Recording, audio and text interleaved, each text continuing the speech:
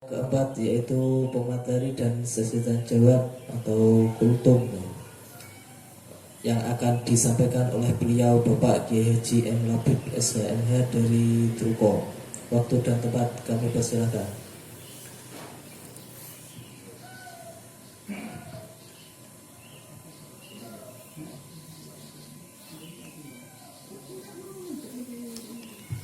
Assalamualaikum warahmatullahi wabarakatuh. Waalaikumsalam warahmatullahi wabarakatuh. Bismillahirrahmanirrahim. Alhamdulillahirabbil alamin. Wassalatu wassalamu ala asyrofil anbiya'i wal mursalin wa ala alihi washabihi ajmain. Yang saya hormati segenap pimpinan Karang Taruna Desa Kalioso beserta jajarannya yang kami hormati dan saya cintai, adik-adik, mas-mas dari Persekal FC Football Club dari Desa Kalioso dan tuan rumah adik sepupu saya sendiri, saudara Muslika. Marilah kita senantiasa pertama-tama mengaturkan puji syukur kepada Allah Subhanahu wa taala yang telah memberikan kesempatan kesehatan kepada kita semua, sehingga pada kesempatan sore hari ini, sore menjelang maghrib ini, kita dapat bermuajahah, dapat bersilaturahim, dapat berkumpul kembali dalam suasana bulan yang diberkahi oleh Allah Subhanahu wa taala, yaitu bulan Ramadan.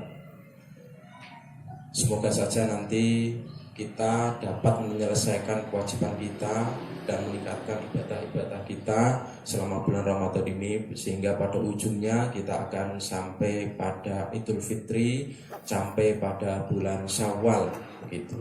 Dan juga salawat serta salam semoga senantiasa tercurahkan kepada junjungan kita Nabi Muhammad SAW yang kita harapkan syafaatnya, terlebih lagi syafaatnya nanti di yaumil qiyamah. Amin Allahumma amin ya rabbal alamin. Baiklah adik-adik atau mas-mas kalian yang hadir pada kesempatan hari ini, pada kesempatan sore hari ini, sebenarnya atau sebenarnya kegiatan ceramah kayak begini itu sebetulnya tak lirani lama itu.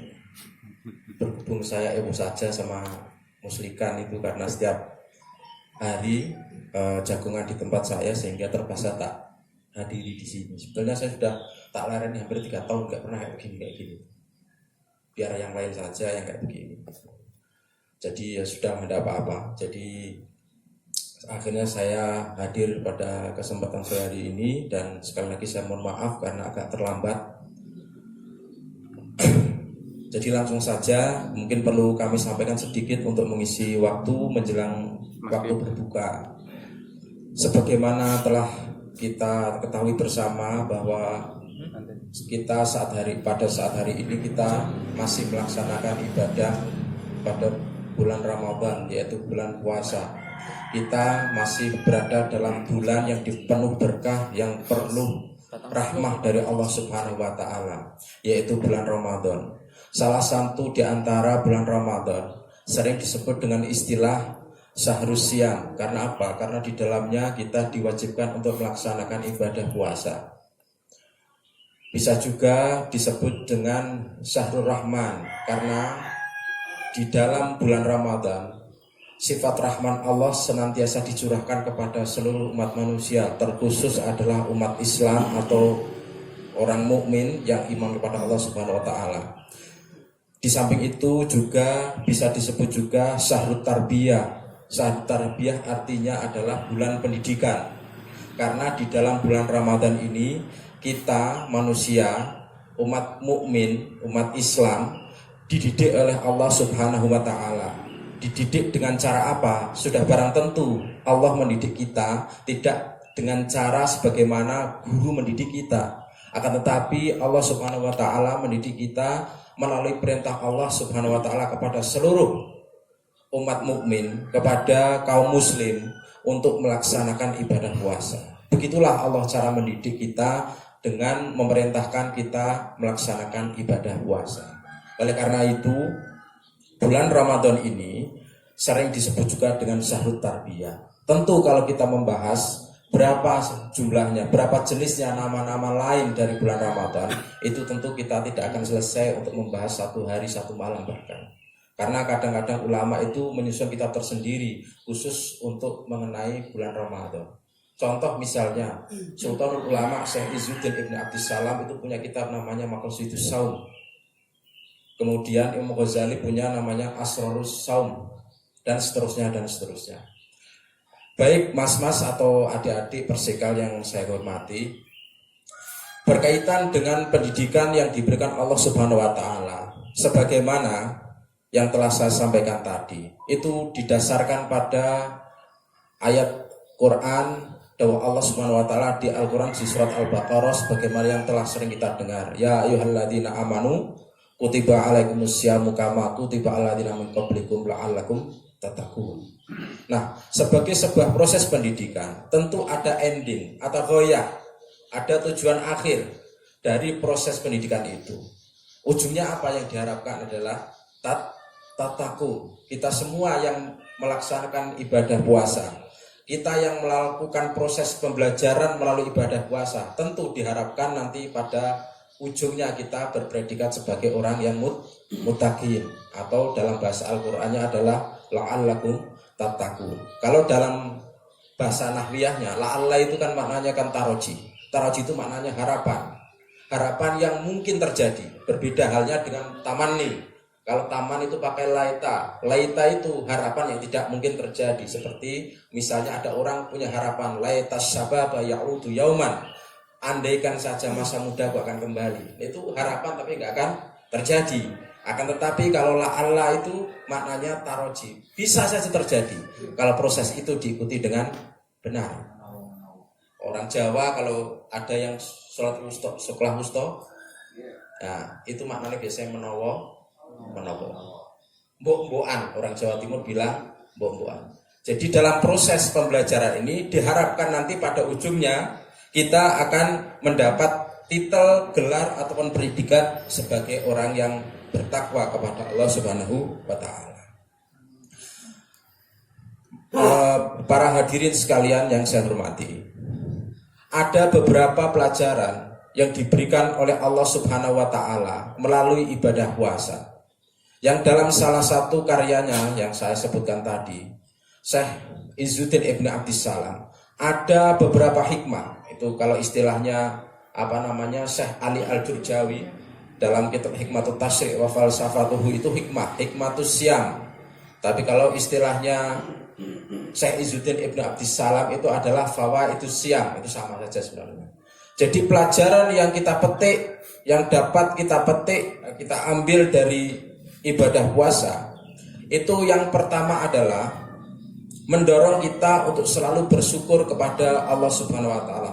Kalau di dalam teksnya adalah syukru alimil khafiyat, atau berterima kasih atau bersyukur kepada Gusti Allah yang Maha mengetahui hal-hal yang samar atau tidak terlihat. Kenapa kok demikian? Kita diajarkan untuk syukur, kita dididik untuk bersyukur. Karena ketika kita sehari penuh kita merasakan haus, kita merasakan lapar, kita dididik untuk mengenali alangkah nikmatnya ketika kita merasa kenyang, ketika hilang rasa haus kita, alangkah nikmatnya. Itulah nikmat Allah yang diberikan kepada kita. Oleh karena itu, melalui ibadah puasa ini, melalui perintah Allah Subhanahu wa taala terhadap orang mukmin untuk melaksanakan puasa ini, kita dididik untuk senantiasa selalu bersyukur kepada Allah Subhanahu wa taala atas seluruh nikmat yang diberikan. Bukankah kalau kita lihat, kalau kita rasakan nikmat yang diberikan Allah Subhanahu wa taala, betapapun kita menghitung tidak akan pernah bisa menghitung. Itu sudah dinas betul dalam Al-Qur'an. Wa in ta'uddu nikmatallahi la tuhsuha.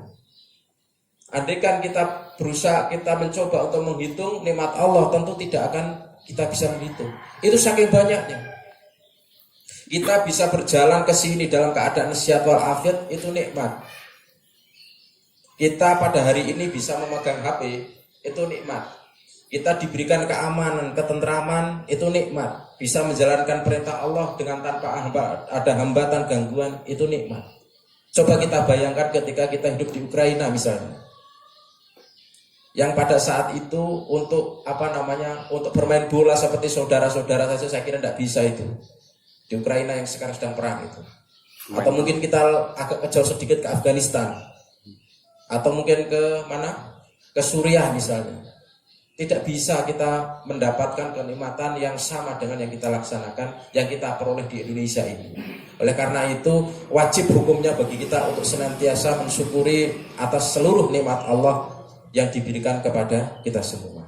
Melalui pelajaran yang diberikan oleh Allah Subhanahu wa taala melalui ibadah puasa inilah kita diharapkan untuk mengenali, merenungkan kembali sehingga kita dapat mengenali nikmat-nikmat yang diberikan Allah Subhanahu wa taala. Dalam salah satu karyanya, Syekh Jamaluddin Ad-Dimishqi mengatakan, orang itu bisa dikatakan bersyukur itu apabila memenuhi 3 rukun. Yang pertama, dia harus tahu atau mengenali nikmat Allah Subhanahu wa taala. Yang pertama adalah al-ilmu. Ilmu atau ma'rifatun ni'ami in amillah. Ma'rifatul in amil mun'im. Dia harus mengenali nikmat yang diberikan Allah sebagai zat yang pemberi nikmat. Bagaimana mungkin orang akan bersyukur kalau yang bersangkutan tidak kenal nikmat, tidak merasakan mendapatkan nikmat? Itu nonsen, dia akan mampu bersyukur. Oleh karena itu, menurut Syekh Jamaluddin Ad-Dimishqi, syarat satu rukun untuk orang itu bisa bersyukur adalah mengenali nikmat. Oleh karena itu melalui puasa ini kita diajak untuk senantiasa mengenali nikmat yang diberikan oleh Allah Subhanahu wa taala terhadap kita sebagai umat Islam. Yang kedua, rukun nikmat yang kedua adalah al-hal atau sikap kita atas nikmat yang diberikan oleh Allah Subhanahu wa taala. Lah, sikap kita harus bagaimana? Mencerminkan al-faro al-hasil bin amihil mun'im. Jadi harus mencerminkan, memperlihatkan sikap gembira kita terhadap apa-apa yang diberikan oleh Allah Subhanahu wa taala. Kesehatan kita, kesempatan yang baik, kita diberikan, ditakdir untuk hidup di dalam suasana yang aman, tentram dan sebagainya. Itu nikmat. Jadi seperti itu. Harus kita kenali nikmat itu sehingga kita dapat merasakan bahwa kita patut untuk selalu bersyukur kepada Allah Subhanahu wa taala. Kita dapat bergembira atas nikmat Allah Subhanahu wa taala. Oleh karena itu Rasulullah Muhammad SAW mengajari kita biar kita senantiasa dapat bersyukur. Jadi agar kita senantiasa dapat bersyukur, Rasulullah mengajar kita. Lihatlah apa yang ada di kita. Ungdur ma fauqaka. Lihatlah apa yang di atas kita atau di atas kamu semua. Wala tanzuru man huwa asfala minkum. Jangan lihat apa yang ada di bawah. Lihatlah apa yang ada di bawahmu. Jangan melihat apa yang ada di atasmu. Jadi seperti itu. Rasulullah mendidik kita seperti itu. Ungduru ila man huwa asfala minkum. Lihatlah apa yang orang yang statusnya berada di bawahmu. Wala tanzuru man huwa fawqakum. Jangan lihat apa yang di atasmu. Dalika alatas daru nikmatallahi alaikum. Hal yang demikian itu menyebabkan kita tidak akan meremehkan apapun nikmat Allah yang diberikan kepada kita. Seperti itu. Rasulullah mengajarkan demikian. Nah, kalau dalam hal dunia kita selalu melihat yang ke atas, kita tidak akan pernah bersyukur sampai kita mati. Kita mempunyai mobil 2, yang dilihat adalah mobil tetangga kita yang 3. Tentu kita tidak akan pernah merasa matur nuwun. Sing didelok Nia Ramadhani misalnya, Abu Rizal Bakri misalnya. Ya tidak selamanya kita tidak akan pernah bersyukur, tidak akan pernah matur nuwun kalau seperti itu. Coba saja. Ini kalau dalam hal urusan duniawi. Lain halnya kalau dalam urusan ukhrawi. Itu kebalikannya. Oleh karena itu Rasulullah mengajarkan demikian. Lihat apa yang ada di bawah kita. Ketika kita bisa berjalan, kita melihat di bawah. Oh, alhamdulillah, saya bersyukur kepadamu ya Allah. Yang lain tetangga saya hanya bisa duduk saja, tidak bisa berjalan-jalan. Kita yang bisa melihat, alhamdulillah saya diparingi nikmat berupa penglihatan yang jelas. Yang lain tidak bisa. Melihat orang cantik tidak bisa. Melihat keindahan seorang perempuan tidak bisa. Melihat keindahan pemandangan tidak bisa. Itu suatu nikmat dari Allah Subhanahu wa taala yang mestinya harus senantiasa kita syukuri. Kemudian rukun yang ketiga itu adalah al-amal. Al-amal itu al-qiyamu bima huwa mahbubu ta'ala wa maksudu. Jadi yang ketiga adalah menggunakan nikmat itu untuk jalan yang memang dicintai atau disukai oleh Allah Subhanahu wa taala. Oleh karena itu seluruh nikmat yang diberikan oleh Allah Subhanahu wa taala hendaknya kita tasarrufkan, kita gunakan di jalan yang diridhai oleh Allah Subhanahu wa taala. Kita punya tangan digunakan untuk berbuat baik. Kita punya mata digunakan untuk melihat hal-hal yang baik. Kita punya kaki digunakan untuk berjalan menuju tempat-tempat yang baik. Bukan sebaliknya. Punya kaki digunakan untuk menuju ke tempat maksiat, digunakan untuk menuju tempat melakukan kejahatan dan seterusnya. Itu bukan namanya syukur namanya. Itu sebaliknya. Itu kufur atas nikmat. Allah Subhanahu wa taala sudah berjanji di dalam Al-Qur'an yang sering diucapkan oleh disampaikan para dai, para mubaligh, la in syakartum la azidannakum. Andaikan kita mau bersyukur, ya la azidannakum, maka sungguh akan aku tambahkan. Itu kata Allah itu. Allah sendiri bukan kemudian ngendikan di Al-Qur'an itu pokoknya enggak tak tambah. Itu pakai lihat saja kalau kita lihat teksnya. Pakailah. La itu maknanya tauhid. Kalau ini saya jelaskan kayak gini, kalau yang Mustafa paham tuh. La tauhid itu maknanya betul, sungguh betul. Tambah non tauhid itu double depan belakang itu. La azidannakum kalau orang Jawa maknai yakti bakal temen itu. Betul-betul artinya apa? Itu janji betul itu. Tenanan betul. La azidannakum wala in kafartum inna adabi lasyadid. Dan andaikan engkau kufur alias tidak mau bersyukur, tunggu saja adabku. Itu merupakan adab yang pedih. Nah, kemudian selanjutnya amal itu dalam bersyukur, amal itu atau perbuatan itu dibagi menjadi 3. Yang terdiri dari amal lisan. Amal lisan itu idharus syukrilillah, memperlihatkan terima kasih kita kepada Allah Subhanahu wa taala bitahmidat, dengan cara memuji pada Allah Subhanahu wa taala. Ketika kita mendapat nikmat Allah, kita mengucapkan alhamdulillah. Seperti itu. Kemudian berikutnya, kalau hati, amalul qalbi, perbuatan dengan hati kita berkehendak atau qasdul khair bi ni'amillahi ta'ala, menghendaki sesuatu yang baik untuk mentasarrufkan nikmat-nikmat yang diberikan oleh Allah Subhanahu wa taala. Itu amalul qalb. Kemudian kalau yang berikutnya amalul jawarih atau perbuatan anggota badan. Anggota badan yaitu istiqmalu ni'amillahi fi ta'atihi ta'ala. Jadi menggunakan seluruh nikmat-nikmat yang diberikan Allah Subhanahu wa taala dalam ketaatan kepada Allah Subhanahu wa taala. Nah, beberapa hal itulah yang tadi saya uraikan, itulah baru dinamakan Abdus Syakur, Abdus Syakir, seorang hamba yang bersyukur. Sehingga ketika seorang hamba menyatakan diri sebagai orang yang senantiasa bersyukur ketika tidak memenuhi beberapa uraian di atas, maka dia tidak bisa dikatakan seorang hamba yang bersyukur. Nah, oleh karena itu saya mengajak untuk adik-adik sekalian untuk senantiasa mensyukuri seluruh nikmat Allah yang diberikan kepada kita semua. Nah, ketika kita mengetahui hal yang demikian, ketika kita lulus melalui madrasah Ramadan, melalui pendidikan yang diberikan oleh Allah melalui puasa Ramadan ini, nanti di akhirnya kita akan menjadi pribadi yang bersyukur, senantiasa berterima kasih atas apapun itu nikmat yang diberikan Allah Subhanahu wa taala. Sayangnya kita itu memandang nikmat itu lebih ke material.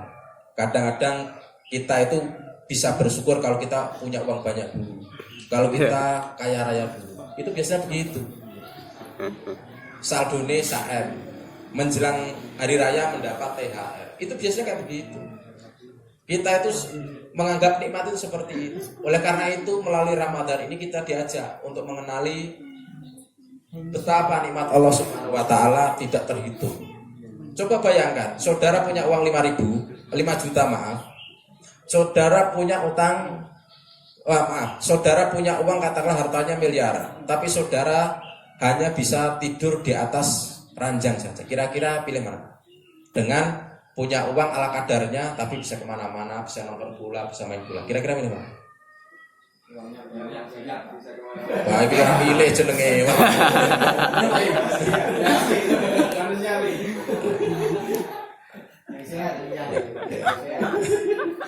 Jadi seperti itu. Nah, jadi ya, makanya saya ngendikan Kiai Hasyim Muzadi, almarhum Kiai Hasyim Muzadi itu jadi gini. Saya pernah sehingga saya menghayati betul untuk bersyukur itu, saya menghayati betul ketika saya mendengar ngendikan Kiai Hasyim Muzadi. Almarhum Kiai Hasyim Muzadi itu dulu pertamanya pernah ngerti ya Kiai Hasyim Muzadi ya. Kiai Hasyim Muzadi dulu saya sering main ke pondok beliau karena saya punya teman di sana. Itu ngendikan gini. Kiai Hasyim Muzadi itu mudanya itu miskin. Jadi sampai utang-utang ke teman saya, ke guru saya. Guru saya itu anaknya orang kaya, jadi Pak Hasyim itu sering ngutang ke guru saya itu. Terus cerita, namanya Abdul Wahid. Aku dhisik iku ra pas di zaman kae, pak tuku sate ora iso ngantek utang-utang awakmu ra Lah demi saiki dua yang duwe, aku ora entuk mangan sate. Ternyata kan sama saja sebenarnya. Ya kan? Pada aku dulu miskin, itu dia enggak bisa makan sate karena enggak punya uang. Tapi duit kaya raya, ya sebenarnya itu kaya loh, pondoknya 2, ada di Depok 1, di Almita Malang 1. Itu pas pada waktu kaya raya, dia tidak boleh makan sate karena sudah kena hipertensi. Nah, kalau seperti ini kan sebetulnya kadang-kadang kan enak mana ini? Enak sugih sehat. Yo karepe ngono.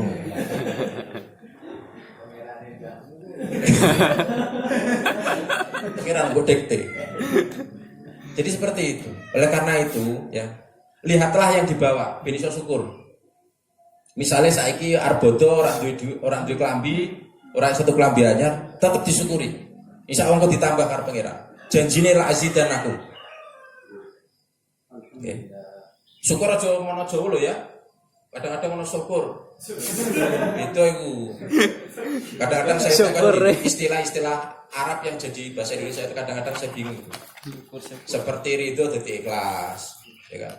Syukur jadi syukur, sabar itu jadi ojo kesusu. Keliru kabeh. Tapi makanya kan kalau saya ditanya teman saya, "Maknane sabar ku piye?" Tak jawab, "Sabar cara Jawa apa cara Arab?" Ikhlas ku piye? Ikhlas cara Jawa apa cara Arab?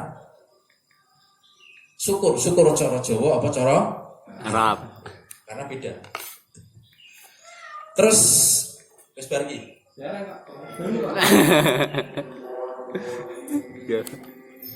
Jadi penggawean ini besar tak leren ini. Terus kemudian yang kedua, kita diajar melalui ibadah Ramadan untuk kita mengenali kedirian kita, bahwa kita itu sebagai manusia yang lemah sebenarnya. Ya. Ketika kita sudah tidak makan, ya tidak boleh makan seharian penuh, tidak boleh makan dan minum. Kita lihat, kita renungkan dan kita mencoba untuk muhasabah terhadap diri sendiri. Kira-kira kita, kekuatan kita seperti apa? Kemampuan kita seperti apa? Ternyata kita lemah lunglai. Kita tidak bisa ngapa-ngapain. Ya kan? Kita kadang-kadang ono sing bolong, poso kabeh apa ndak iki?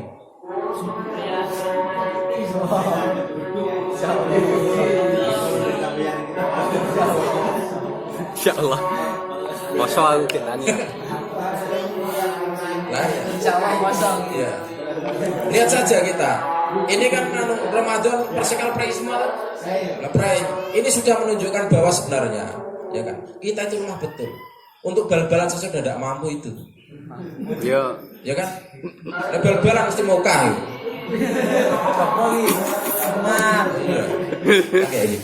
Nah, oleh karena itu, ya kan, kaitannya dengan nikmat Allah Subhanahu wa taala yang diberikan kepada kita, hendaknya kita itu menyadari bahwa kita itu manusia yang lemah. Oleh karena itu, sebagai makhluk yang lemah, tidak elok kiranya ketika kemudian kita merasa takabur atau gembedi. Kita tidak elok untuk bersikap semau gue, untuk bertindak sombong dan seterusnya. Kita merasa lebih hebat sendiri. Itu sebenarnya tidak elok seperti itu. Karena sejarah sudah mengajarkan kepada kita, memperlihatkan kepada kita bahwa betapa nikmat Allah Subhanahu wa taala sering menjadikan manusia itu lupa sehingga takabur. Oleh karena itu melalui Ramadan ini kita diajar oleh Allah Subhanahu wa taala, dididik agar kita senantiasa mengenal diri kita sebagai makhluk yang lemah. Lemah sehingga kita tidak merasa takabur, tidak merasa sombong, tidak merasa paling baik sendiri, paling hebat sendiri. Oleh karena itu, ya kan, menjauhi sifat takabur itu merupakan satu hal yang penting. Coba sekarang sifat takabur kita terapkan ketika saudara bermain bola. Bal mbok giring dhewe. Ora gelem bagian karo kancane. Kira-kira menang apa ndak? Karena dia rumangsa paling pintar dhewe. Sifat takabur itu akan merapuhkan kerjasama. Saya itu dulu senang bola, tapi saya akhir-akhir enggak. Jadi dulu itu ada pemain bola. Dia ini pokoknya senengin giring dulu Pak pokoknya. Dia pintar sebenarnya.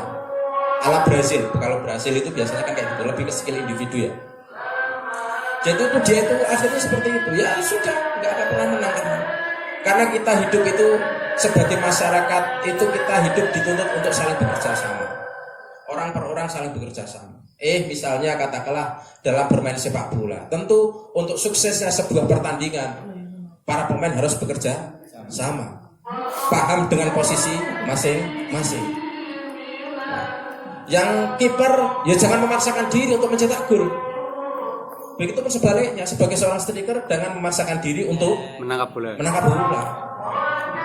Dumeh dia seorang seorang kiper, dumeh dia ingin dilihat sebagai yang paling hebat, ya kan? Dia maju ke depan menjadi seorang striker. Ya sudah, wallahu alam bisawab. Mungkin begitu. Seperti itu. Oleh karena itu sifat takabur itu akan merapuhkan sendi-sendi kebersamaan, sendi-sendi persatuan, sendi-sendi masyarakat. Oleh karena itu sekali lagi oleh Allah Subhanahu wa taala kita dikenalkan untuk mengenali bahwa kita makhluk yang lemah. Oleh karena itu sebagai makhluk yang lemah kita mesti menghindarkan dari sifat takabur. Tidak layak sebagai pribadi yang lemah, makhluk yang lemah kemudian mempunyai sifat takabur. Bukankah kita tahu bahwa Fir'aun misalnya, Fir'aun itu seperti tadi yang jenengan harapkan itu, Fir'aun itu seorang raja kaya raya, punya pengikut banyak, berpengaruh, punya negara, semua orang takut pada dia, nggak pernah riang, pilek saja nggak pernah. Itu Fir'aun. Nah, karena terbuai oleh kelebihan nikmat-nikmat yang diberikan Allah Subhanahu wa taala sampai dia ngaku sebagai Tuhan. Naudzubillah ya. Kita lihat hikayahnya atau ceritanya Iblis ketika diminta sujud kepada Nabi Adam. Summa idqul malil malaikati sujudu li Adam fasajadu illa iblis. Ketika iblis diperintah oleh Allah Subhanahu wa taala untuk bersujud kepada Nabi Adam, sudah barang tentu sujud di sini bukan sujud ibadah, tapi sujud takrim atau sujud memuliakan. Jangan dibayangkan sujud kayak sujud orang sholat itu loh, bukan. Lam yakun minas sajidin. Iblis tidak mau sujud. Ya, qala, kemudian dijawab, dikomentari sama Allah Subhanahu wa taala. Qala, ma mana'aka alla tasjuda id amartu. Ma mana'aka, apa yang menghalangi engkau alla tasjuda id amartu? Apa yang menghalangi engkau untuk tidak bersujud ketika aku perintah? Kemudian iblis dengan sombongnya berkata, qala khalaqtani ana khairum minhu. Saya lebih baik daripada Adam. Khalaqtani min nar. Engkau ya Allah menjadikanku dari api. Wa khalaqtahu min tin. Engkau menjadikan Adam dari saripati tanah. Ana khairum min. Aku lebih baik daripada Adam. Nah, itu salah satu bentuk kesombongan dari iblis. Kemudian oleh Allah Subhanahu wa taala dalam ayat selanjutnya, fahbit Famayan fahbit minha. Oh nek ngono, fahbit minha. Wes metu turunlah dari surga.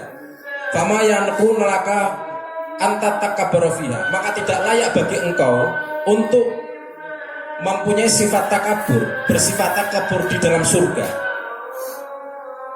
Ora pantes ning swarga iku takabur. Maka kemudian ditunduk karena Allah. Fakhruj innaka minas-sagirin. Maka keluarlah kamu dari surga.